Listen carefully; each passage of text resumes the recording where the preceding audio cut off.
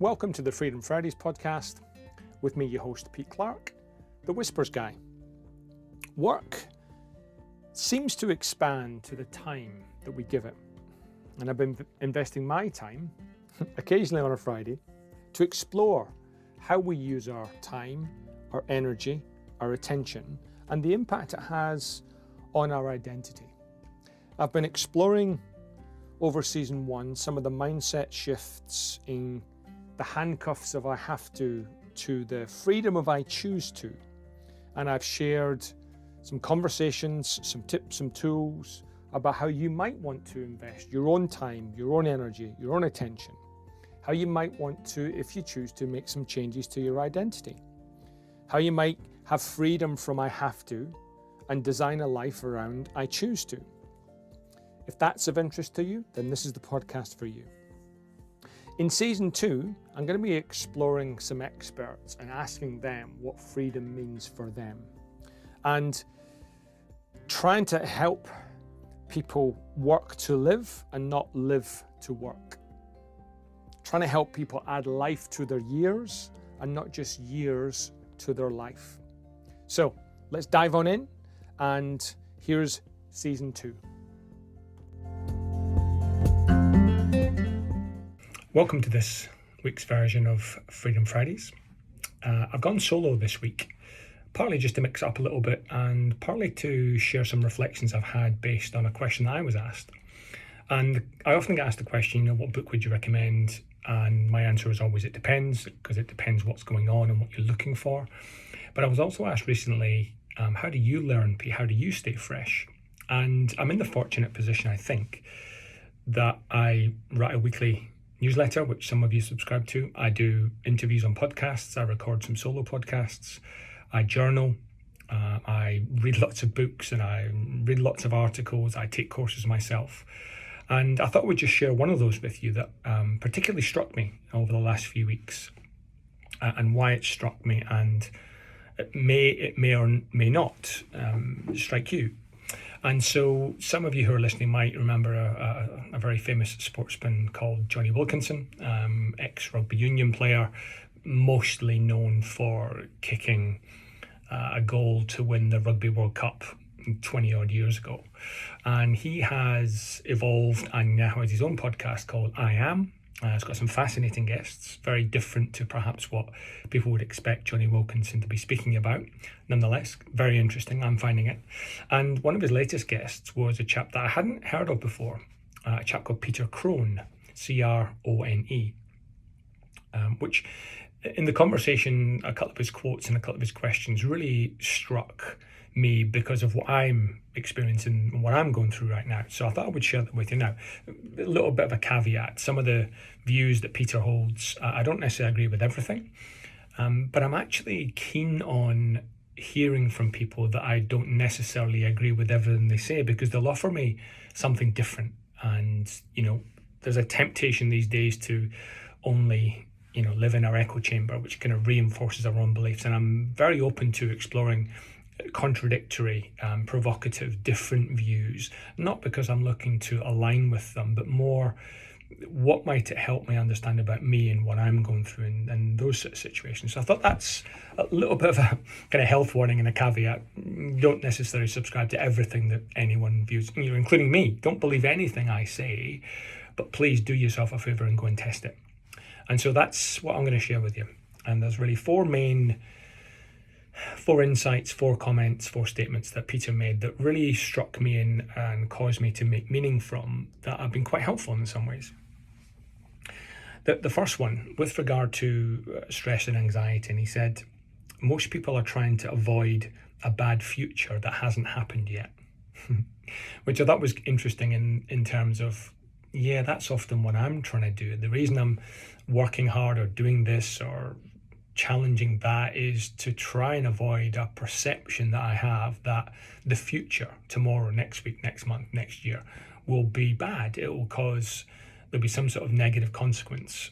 And something interesting that followed that was he said, you actually can't change the future, which is like, it's an obvious statement to make.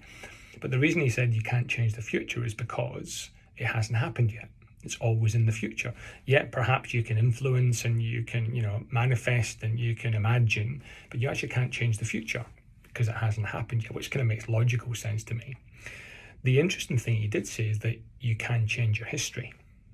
And what he meant by that was that there are umpteen different ways to interpret what's happened to you. And what's happened to you, in order to make meaning from it, you've come up with a rationale, you've given it meaning, you've created a story, you've found a narrative that makes it comfortable to, I guess, accept in some ways. And we've carried that with us as a perception of the thing that happened to us. And what was interesting about the comment, we're trying to avoid a future that hasn't happened yet, we can change our history, is how we interpret the past. And we can change that because it has happened. It's happened to us, and whilst it doesn't change the event that happens to us, we can change or alter or let go or build up or catastrophize or dilute the memory of what happened to us, which, if I reflect on my current circumstances, very much what I feel like I'm doing in a work and a personal space is based on how I saw myself yesterday, which in many situations has served me. But I'm colliding with reality in some ways that it's sometimes not serving me so much today. And if I could sometimes be more conscious of the history that I've had, that I've brought with me into today, that I'm trying to avoid happening in the future, maybe I'd be freer today. And so that was the first insight. And as I listened to the podcast and as Peter and Johnny talked, there was many more things. The second thing was, which is complementary to what I've just said, that life presents us with people and circumstances that reveal where we're not free. I'm going to say that again. Life presents us with people and circumstances that reveal where we're not free. Now, the reason it struck me was this irony around, I've created this podcast named by my, lovely executive assistant Keitha, Freedom Fridays, which is the essence of how do we be more free. And it really struck me. I wonder how many circumstances I've been put into where I've realized inadvertently that I'm not free, and I'm a victim of my circumstance, or I'm a victim of my history, or I'm a victim to my own thoughts, and I keep them with me in an attempt to keep myself safe. So it really did strike me, life presents us with people and circumstances that reveal to us where we're not free.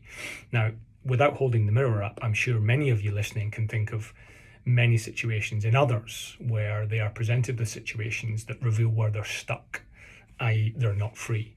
They're stuck in the same paradigm, they're stuck in the same roundabout of going round and round and round and round. And we all know the cliche, the definition of insanity, doing the same thing, expecting a different result. And so that really struck me. I wonder how often, and if I was to look at the situations and the people that life is presenting to me, and I took the lens of, how is this demonstrating I'm not free? It might actually really reinforce the concept behind Freedom Fridays, and can I work on setting myself free from the constraints and the chains and the paradigms and the beliefs that will perhaps serve me once, but may no longer serve me.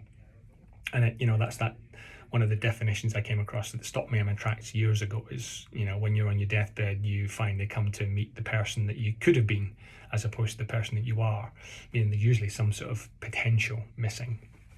So that really struck me, which was followed by a third question, which was this, was how would you play if you were totally free? Now, obviously, in the context of the podcast, he was referring to Jonny Wilkinson, who was a rugby player, and if he was totally free from constraints, how would he then play? And I have taken it that the playing aspect is the playing of life, the playing of relationships, the playing of work, the playing of all the roles that we play in our lives. And I reflected on, there's certainly situations where I can see I'm not playing as if I was free to create, free to go left as opposed to right, and catching myself relatively often, particularly in a work scenario, where I don't feel that I'm free in its truest sense in order to come up with something unique or different or innovative. because it's a build on perhaps what happened previously. So that question really struck me. How would I play if I was free? And the logical answer is, well, I'd be more creative, I'd be more expressive, it would be more fun, I might get a different, or maybe a better, maybe not a better result, but it would be a different experience if I was playing whatever game I'm playing, if I felt more free. And then, to round this off, the fourth thing that struck me was Peter talked about fully committed, totally unattached. So fully committed to a better outcome, imagining what could be, imagining my highest potential, but actually detached from how, detached from whether or not the outcome happened. And what I've noticed is that comment made me reflect on how attached I've become to certain client outcomes, how I've become attached to certain friendships, certain expectations, how I've become attached to certain levels of performance, and in myself personally, professionally. And what it's caused is it kind of sucks the joy out a little bit.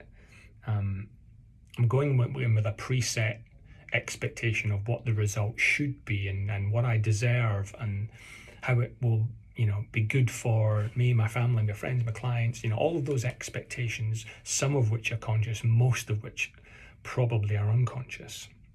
And how I then inadvertently feel better or worse based on whether those outcomes or expectations are met or not. So I'm definitely fully committed. I'm an all-in type of guy, as any of you who know me will understand.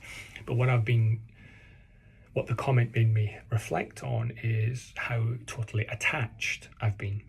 How attached I've been to outcomes and expectations and what people think and what people think of me. And whilst that's normal and it's been probably a bit of a blessing in some degree, I've noticed over the last 6 months where it's been potentially a little bit of a curse. And so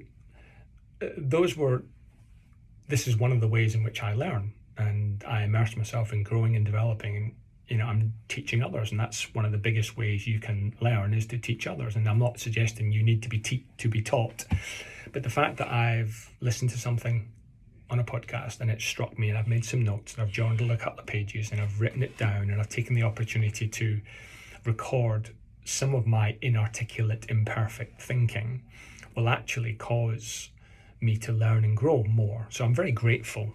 Even if no one listens, it doesn't really matter. I mean, I'm grateful that I've been able to take that insight and, for myself, answer the question. So how do you learn and grow, Pete? Well, by doing this sort of thing. Now, whether you did this and you posted it, it's not about the posting of it, it's the speaking out loud. I remember a great educationalist, Bruner, said, how do you know what you think until you hear what you say?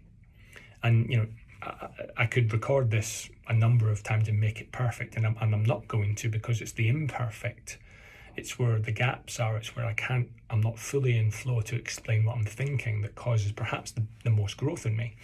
And so that's my podcast for this week. This is the latest edition of the Freedom Fridays podcast, which is these 4 insights. Number 1, most people are trying to avoid a bad future that hasn't happened yet. Number 2, life presents us with people and circumstances that reveal to us where we're not free. Number 3, so how would you play if you were free? And then 4, to kind of round it off, fully committed, totally detached, or totally unattached was the expression. In some ways it doesn't matter. So I hope that's helpful. That's the end of the podcast for this week. If you enjoyed it and you've enjoyed some of the conversations I've had, please give us a like on your usual channels. Sign up for the Weekly Whispers blog and newsletter. There's some interesting things in there for some people. Thanks for listening.